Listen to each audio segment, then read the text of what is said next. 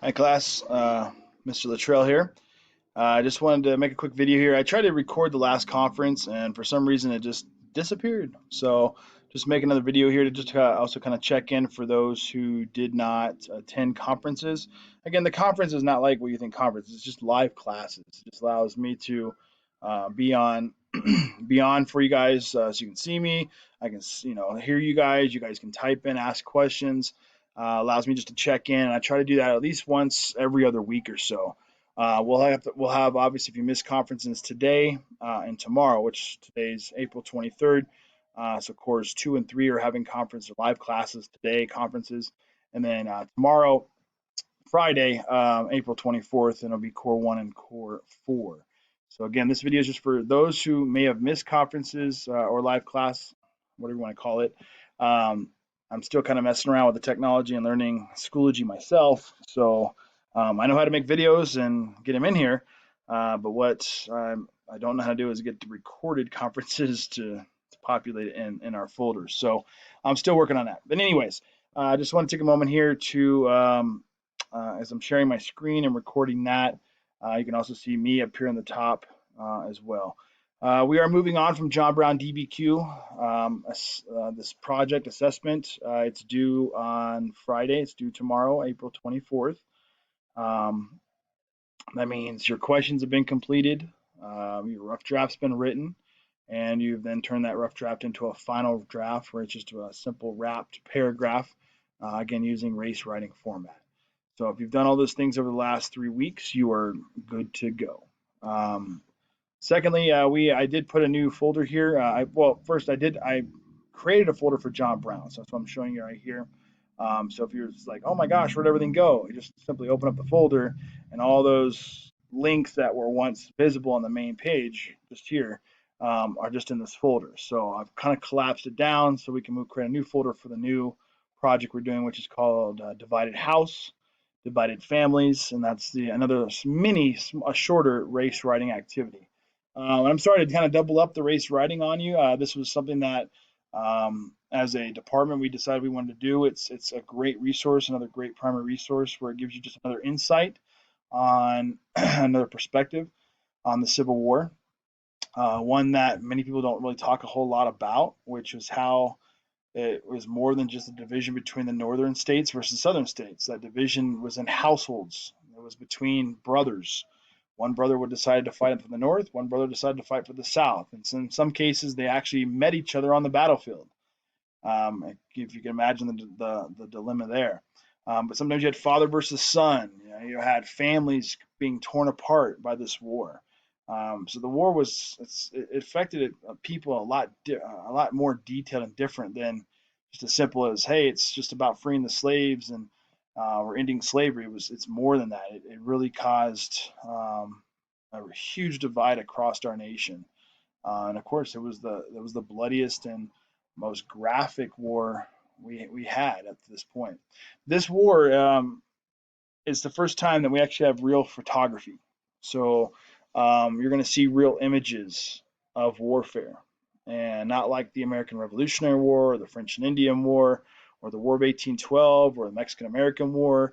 When you see images from those wars and battles, you're seeing oil paintings that are glorifying some general sitting on a horse, with a sword pointing out, go that way. This war, you don't see that. You'll see images of Abraham Lincoln looking really rough, like maybe he hadn't slept in a couple days, hair all over the place, just like, oh man, it's black and white. And I found some cool images where people have gone back and they added some color in to try to make it look more realistic. But again, you're seeing real images from the war during the Civil War, which makes it even more real for people. Those images would show up in newspapers, and people then are like, "Wow, they're really starting to see what war really looks like," and it was bad. But anyways, moving on here. So if you did finish up your John Brown DBQ project and that's done and you're good to go, you've done the questions, the rough draft, the final draft, and you're already done today, then feel free to move on to the Divided House, Divided Families race writing activity. It's shorter. This is basically be scheduled for all of next week. So you use 2 class periods on it, should be able to knock it out. Um, it's already in OneNote in your assessments folder. I already added it in there. And again, it's due by May 1st, which is next Friday by 11:59 p.m. We will have one more big project after this, which I'll introduce in another live conference. We'll probably have another live conferences on, um, let me see here, that'll be the April 30th, and probably on May 1st, we'll probably have another live conference, live classes next week, about same time, just to check in again with you guys and all classes. So normal class times. So if you're, core one, then you're gonna have that 8:30, live class on that Friday. If you're core two, you're gonna have the Thursday live class at 8:30, and then of course core three and core four, you guys will be on your corresponding days and your corresponding times as well. So look out for that. And again, I send those emails out as reminders. You need to make sure you're trying to attend, so you don't have to always rely on these videos. But I will still make the videos too. But the live classes just allow us all to check in and talk, and not only just get information on what we're doing, but where we're going, and just kind of see what we're doing as a class too. See what your classmates are up to. All right, the house divided project though, I want to show you this real quick, and then we'll end this up for you. So this is the actual project here. It's a mini short project activity. Divided house, divided families, race writing activities. So I did put a recording in for you guys here, script to text, so speech to text, and numbered paragraphs here. It's a total of 18 paragraphs total. This is a primary resource, a collection of primary resources that talks about examples of family members, brothers, fathers and sons, and how they're being divided because of this war. So what I did here is below is there's the directions on what to do. There's another speech to text that kind of goes over those questions. But you have the actual questions themselves over here on the left. I think there's a total of 10 questions with an extra credit one. And then, of course, with that, I've also given an example of how to use race writing. You can copy and paste this into each box. Just make sure you change some of the words around to match your RNA about the question itself, and the person may be in there. But other than that, this is the format you should be following. So I kind of set that up for you guys. So you have that, and you can just plug in then your citations, what paragraph you found it in, and that's kind of how it should look. So each one should be about 3 sentences long. You don't have to elaborate in too much detail for each of these. Again, it's just practicing again, a quick response, a short response using race. Okay. And if you really need some extra credit, we've only had a couple assignments here. We'll be starting to grade this weekend the other stuff from John Brown. But if you want to get some extra credit, you can take on this final little piece here. You don't have to do this if you don't want to, but you can pretend to be a young man or young woman in Kentucky in 1861 and then look to write a letter. The instructions are right here, and you can just write that, create a text box and just write that below here. And of course, I'll give you some extra points for that too. All right, well, that is the new activity that we'll be doing. Again, this is very similar to the John Brown DBQ, so I'm confident that most of you know what to do and how to do it. It shouldn't take very long. And again, I gave you guys all speech to text on there, so you guys, if you're just struggling and wanting to read right now and find the motivation, you can listen to my beautiful voice narrate the whole thing. If you want to. And I have some typos in there, and I think my phone went off 2 or 3 times. So, online learning, it's never perfect, but we'll get the job done. All right. Well, with that, I just wanted to, like I said, post this video because I tried to record the conferences and I don't even know where it went. So this is just an extra video made to make sure that for those who did not make conferences today, or tomorrow, then this video will serve its purpose and kind of let you know what we discussed and what we covered in class. So other than that, I think that is all.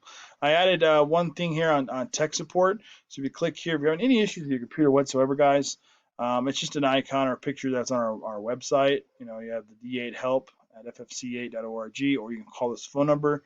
That's just a tech support number for any issues you're having with your computer. Let's see here if there's anything else added. Daily schedule still on there, guys. Again, just be sure to keep tracking this. What this does not show again is does not show your elective schedule. It just shows your core schedule, your success skills and advisory and access class. So know that there you do have elective classes in here. So like I know like between core 1 and core 4, there's an elective there. And I believe some of you guys might have elective class, you know, I want to say I think it's after or before. You know your elective class schedule, but this is basically just your core and your success skills and your advisory class schedule. So just kind of a way to track. So like today's Thursday, so I already had conferences today from 8:30 to 9:15, and then core 3 today will start here very soon at 9:30, and then tomorrow will be my core 1, and then of course core 4 is at 11:30 because I know there's a elective class between those two.